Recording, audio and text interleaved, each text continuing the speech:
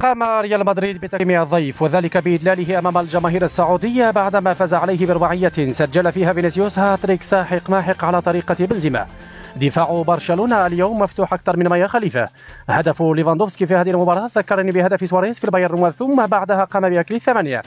وفي لقطة أخلاقية قام إبراهيم دياز بإرسال ديونغ لقطر للمشاركة في كأس آسيا، وهذه صورة للاعبي برشلونة قبل بداية المباراة، وهذه صورة أخرى لليلة الداخلة على طريقة بيلينغهام.